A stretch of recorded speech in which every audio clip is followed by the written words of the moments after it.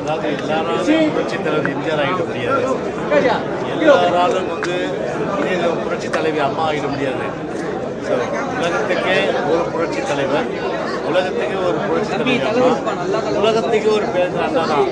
எனவே ஒரு தேர்தல் யுக்தி, அதாவது வாக்குகள் வாங்கணுன்றதுக்காக அவங்க யுக்தி, அந்த அடிப்படையில் வாக்குகள் பெருநன்ற யுக்திக்காக இந்த மாதிரி அண்ணாவுடைய திருப்பேர் அண்ணாவுடைய படத்தை உபயோகிக்கிறது, புரட்சித் தலைவர் எம்ஜிஆருடைய படத்தை உபயோகித்து புரட்சித் தலைவர் பற்றி நாங்கள் பட் அதெல்லாம் எப்படி சொன்னாலும் சரி, புரட்சித் தலைவர் எம்ஜிஆர் ஆரம்பித்த இயக்கம், அதே போல் அனைத்து இந்திய அண்ணா திராவிட முன்னேற்ற கழகம், அவர் தான் முழுமையான அளவுக்கு சொந்தக்காரன் கட்சிக்கே.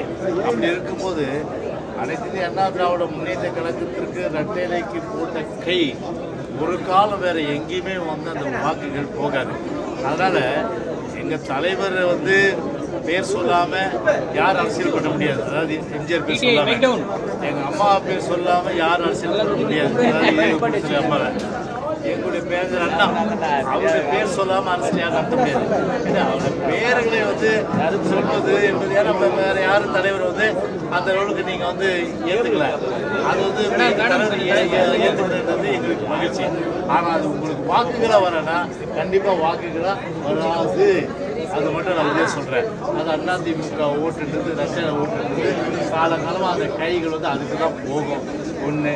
ரெண்டாவது, புரட்சி தலைவருடைய அந்த தியாகம், சிறைக்கு போயிருக்காரு, கிட்டத்தட்ட அண்ணாவோட பயணித்து அந்த காலகட்டத்திலே கட்சி திமுகன்ற கட்சியை பட்டி தொட்டி அவர் நிறுத்துவார். திரு கருணாநிதி முதலமைச்சர் ஆக்கினார். அன்றைக்கு 1967 ஒரு மாபெரும் வெற்றி திமுக பெறுவதற்கு, அன்றைக்கு அண்ணா முதலமைச்சர் அந்த காலகட்டத்தில் வருவதற்கு புரட்சி தலைவருடைய உழைப்பு மிக மிக இருந்தது. ஏதோ தியாகம், உழைப்பு, அவருடைய அந்த திரைப்படத்தில் அன்றைக்கு அந்த திமுக அண்ணாவுடைய அந்த கொள்கைகள்லாம் கொண்டு போய் சேர்த்து மக்கள் ஏற்றுக்கிறத வச்சு தான் மக்கள் இன்னைக்கும் சரி என்னைக்கும் சரி புரட்சி தலைவர் எம்ஜிஆர் இன்றைக்கும் தெய்வமாக உலகம் முழுவதும் வழங்குறாங்க. அதில் யார் புரட்சி தலைவர் படத்தை போட்டாலும் சரி, நாங்கள் தான் புரட்சி தலைவர் மாதிரி இருக்கோம், புரட்சி தலைவர் சொன்னாலும் சரி, மக்கள் ஒருபோது ஏற்றுக்க மாட்டாங்க. அது தேர்தல் யுக்தியாகத்தான் நிச்சயமாக வாக்குகள் பெறுகின்ற ஒரு யுக்தியாகத்தான் நிச்சயமாக கருதுவாங்க. கண்டிப்பாக வாக்குகள் அதனால் பெற முடியாது. பெரியார் ஆசானா பேரறிஞர் அண்ணா ஏற்றுக்கொண்டு மக்கள் சேவையாற்றினார்கள். அதற்கு பிறகு மக்களுக்கு சேவை செய்வதற்கு அதிகாரம் வேண்டும் என்று அரசியல் கட்சியை தொடங்கினார் பேரறிஞர் அண்ணா. அப்போது அண்ணாவுடைய ஆசான் யார்? தந்தை பெரியார். பேரறிஞர் அண்ணா அரசியல் ஆசானாக ஏற்றுக்கொண்டு புரட்சித் தலைவர் எம்ஜிஆர் அவருடைய தலைமையிலே உழைத்தார், மக்களுக்கு சேவை செய்தார். அதற்கு பிறகு அண்ணாவின் மறைவுக்கு பிறகு அண்ணாவுடைய கொள்கை காப்பாற்றுவதில் ஏற்பட்ட நிலையை புரட்சி ஐயா எடப்பாடி அவருடைய அரசியல் ஆசானாக இருக்கிற புரட்சித் தலைவர் எம்ஜிஆர் அண்ணாவை ஆசானாக கொண்டார். எம்ஜிஆரை ஆசானாக கொண்ட புரட்சி தலைவி அம்மா, புரட்சி தலைவி அம்மா ஆசானை கொண்ட புரட்சி தமிழர் எடப்பாடியார். இப்படி அரசியல் ஆசானாக கொண்டு 50 ஆண்டு காலமாக உழைத்துத்தான் எடப்பாடியார் அவர்கள் இன்றைக்கு அண்ணா திராவிட முன்னேற்ற கழகத்தை ஒரு சாமானியராக இன்றைக்கு வழிநடத்துகிறார். எனக்கு என்னன்னா, நேற்று மாநாடு போட்ட அன்பு சகோதரர் அவர்களுடைய அரசியல் ஆசான் யார் என்றே தெரியவில்லை. பேரறிஞர் அண்ணாவை அவர் வைத்திருக்கிறார், புரட்சி தலைவரை வைத்திருக்கிறார். கட்சி தொடங்குபவர்களெல்லாம் அண்ணாவையும் எம்ஜிஆரையும் தவிர்த்து விட்டு தொடங்க முடியாதா என்ற நிலையிலே தான் இன்றைக்கு இருக்கிற எல்லா கட்சிகளும் இருக்கிறது. ஏன்னால் அந்த அளவுக்கு அடித்தளத்தை ஆழமாக இன்றைக்கு அமைத்திருக்கிறார்கள். தமிழகத்தில் யார் புதிய கட்சி துவங்கினாலும் அதிமுக தலைவர்களுடைய பெயரை சொல்ல வேண்டும், அதிமுகவுடைய தலைவர்களுடைய திருவுருவப்படத்தை அமைக்க வேண்டும். அவர் கேட்ட கேள்வி, நீங்கள் முக்கியமான கேள்வி, அதிமுக யார் கையிலே இருக்கிறது என்று கேட்கிறார். அவருக்கு சந்தேகமே வேண்டாம். நம்முடைய சாமானிய தொண்டனாக, ஒரு கிளைக்கழக செயலாளராக, ஜனநாயகத்தின் அடையாளமாக படிப்படியாக ஒன்றிய செயலாளர், மாவட்ட செயலாளர், தலைமை நிலைய செயலாளர், சட்டமன்ற உறுப்பினர், நாடாளுமன்ற உறுப்பினர், வாரிய தலைவர், அமைச்சர், முதலமைச்சர் என்று உயர்ந்த இன்றைக்கு 8 கோடி தமிழர்களின் ஒரே நம்பிக்கையாக இருக்கிற, இன்றைக்கு 100 தொகுதிகளுக்கு மேலே 52 லட்சம் மக்களை நேரிலே சந்தித்திருக்கிற, 234 தொகுதிகளுக்கும் எழுச்சி பயணம், எழுச்சி மாநாட்டை நடத்தி கொண்டிருக்கிற புரட்சி தமிழர் ஐயா எடப்பாடியார் அவர்களுடைய தலைமையின் வழிகாட்டுதலே தான் அண்ணா திராவிட முன்னேற்ற கழகம் கடந்த நாடாளுமன்ற தேர்தலை சந்தித்தது, கடந்த சட்டமன்ற தேர்தலை சந்தித்தது. வருகிற 2026 சட்டமன்ற தேர்தலில் முதலமைச்சர் வேட்பாளராக இன்றைக்கு நம்முடைய தேசிய கட்சியினுடைய மரியாதைக்குரிய உள்துறை அமைச்சர் அமித்ஷாஜி அவர்களே முதலமைச்சர் வேட்பாளராக எடப்பாடியாரை முன்னிறுத்தி நாங்கள் களம் காண்போம் என்று சொல்லியிருக்கிறார். அதனால் அவருக்கு எந்த சந்தேகமும் வேண்டாம். உலகமே சொல்லுகிற அந்த செய்தி அவருக்கு தெரியவில்லை என்று சொன்னால் அவர் எந்த உலகத்திலே இருக்கிறார் என்று நமக்கு தெரியவில்லை.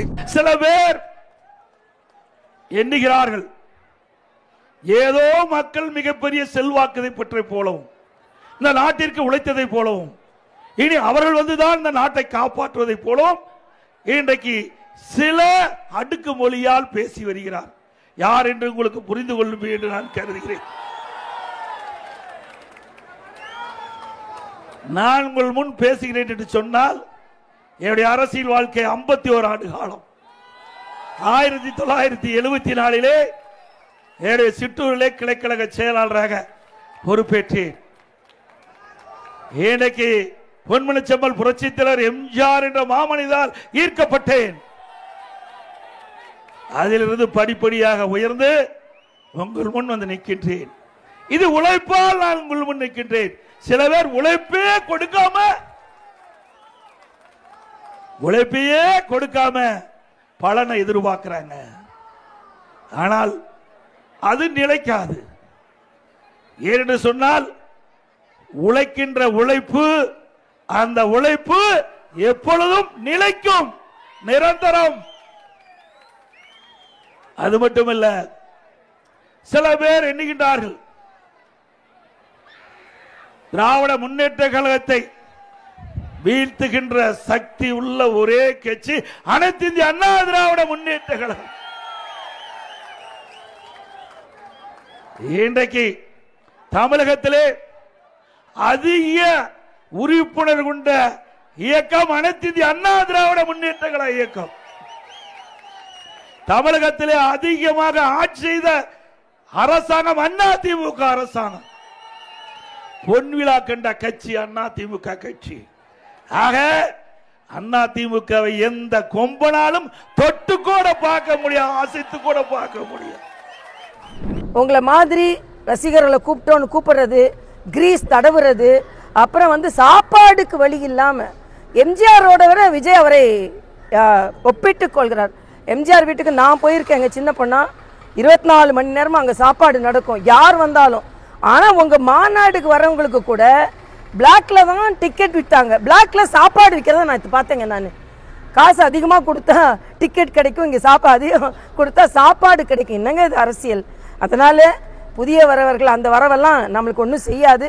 இன்றைய காலகட்டத்தில் பாஜக பலம் பொருந்திய கட்சியாக வளர்ந்திருக்கிறது, வந்திருக்கிறது. ஏற்கனவே எங்கள் வாக்கு வங்கியை நாங்கள் நிரூபித்திருக்கிறோம். 2026 யார் சொன்னாலும் இன்றைய ஆளும் கட்சியோடு எங்கள் கூட்டணிக்கு தான் போட்டி என்பது எனது கருத்து.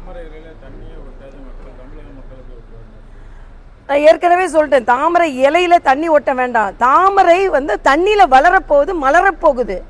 இலை அந்த தாமரை இலையில ஏன் ஒட்டணும்? அதை பத்தி எங்களுக்கு கவலை இல்லை. தாமரை தண்ணியில வளரப்போகுது, மலரப்போகுது. எல்லாரும் ஆச்சரியப்படும் அளவிற்கு மலரப்போகுது. அதை தம்பி விஜயும் பார்க்க தான் போறார்.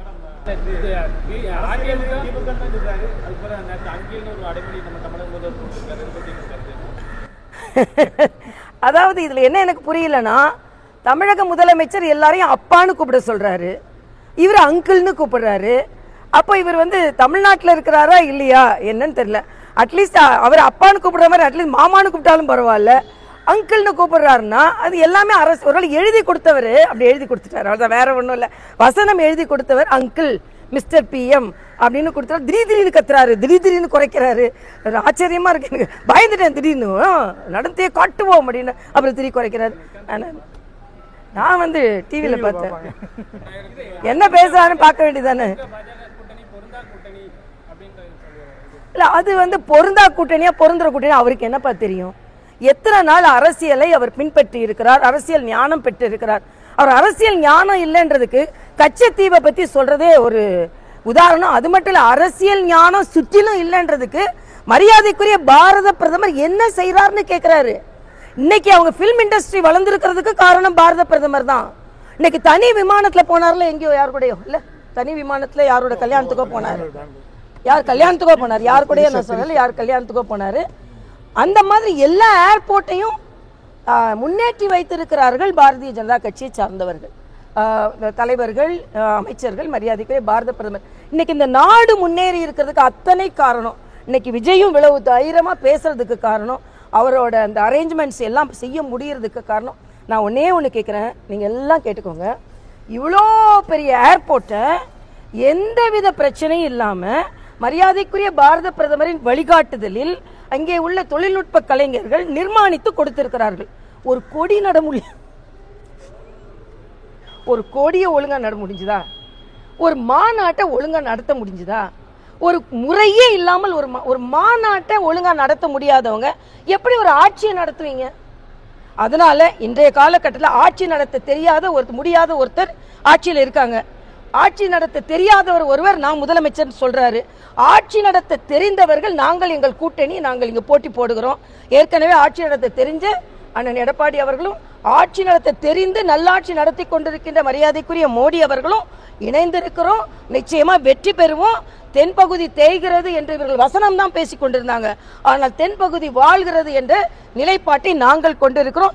இந்த மண்ணில நின்று மறுபடியும் மரியாதைக்குரிய மோடி அவர்களுக்கு நான் நன்றி சொல்றேன். ஏன்னா சின்ன வயதிலிருந்து இங்க ரயில்வே ஸ்டேஷன் வராதான் இயங்கி கொண்டிருந்த மண் இது. ஆனா இங்க இவ்வளவு பெரிய ஏர்போர்ட், அவ்வளவு பெரிய கப்பல். அதனால நிச்சயமாக இந்த தென்பகுதி மக்களுக்கு நன்றாக தெரியும், பாரத தேசத்து மக்களுக்கே தெரியும். நம் தென்பகுதி மக்கள்